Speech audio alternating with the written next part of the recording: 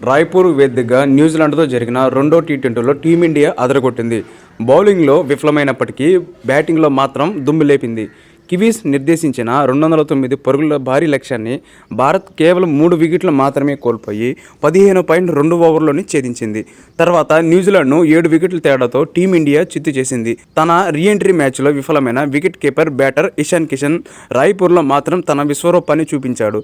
తొలి ఓవర్లోనే క్రీజ్లోకి వచ్చిన ఇషాన్ ఆకాశమే హద్దుగా చెలరేగాడు. కిషన్ కేవలం 32 బంతుల్లో 14 ఫోర్లు 4 సిక్స్లతో ఏకంగా 76 పరుగులు చేశాడు. అతడితో పాటు కెప్టెన్ సూర్యకుమార్ యాదవ్ 37 బంతుల్లో 82 నాటౌట్గా ఉన్నారు. ఈ విజయంతో 5 మ్యాచ్ల సిరీస్లో భారత్ 2-0 ఆధిక్యంలో దూసుకెళ్లింది.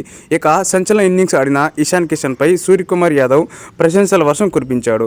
పవర్ ప్లేలో అతడు ఆడిన తీరును అద్భుతమని సూర్యకుమార్ కొనియాడాడు. ఇషాన్ లంచ్లో ఏం తిన్నాడో, ఏ ప్రీ వర్కౌట్ డ్రింక్ తీసుకున్నాడో నాకు తెలియదు, కానీ అతడు బ్యాటింగ్ చేసిన తీరు మాత్రం అద్భుతం. కేవలం 6 పరుగులకే 2 వికెట్లు కోల్పోయిన స్థితిలో ఇలాంటి విధ్వంసకర బ్యాటింగ్ను నేను ఎప్పుడూ చూడలేదు. పవర్ ప్లేలో తొలి 2 వికెట్లలో మాకు కేవలం 8 పరుగులే వచ్చాయి. అటువంటిది పవర్ ప్లేను 75 పరుగులతో ముగించడం నిజంగా గ్రేట్.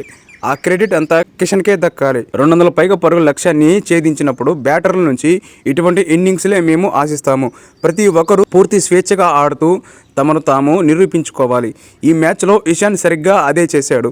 పవర్ ప్లేలో ఇషాన్ స్ట్రైక్ అస్సలు నాకు ఇవ్వలేదు, అందుకు కోపంగా ఉన్నానని నవ్వుతూ చెప్పాడు. అయితే కిషన్ దూకుడుగా ఆడటంతో క్రీజులో కుదురుకోవడానికే నాకు సమయం దొరికింది. చాలా రోజుల తర్వాత హాఫ్ సెంచరీ చేయడం సంతోషంగా ఉంది. గత 3 వారాల నుంచి నెట్స్లో ఎక్కువగా గడిపాను. వాటి ఫలితం ఈ మ్యాచ్లో స్పష్టం కనిపించింది. ఒకానొక దశలో న్యూజిలాండ్ 230 పరుగులు చేసేలా కనిపించింది.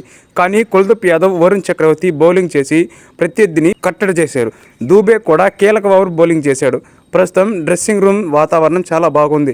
రాబోయే మ్యాచ్ల్లో ఇదే బ్రాండ్ ఆఫ్ కొనసాగిస్తామని సూర్యకుమార్ చెప్పాడు.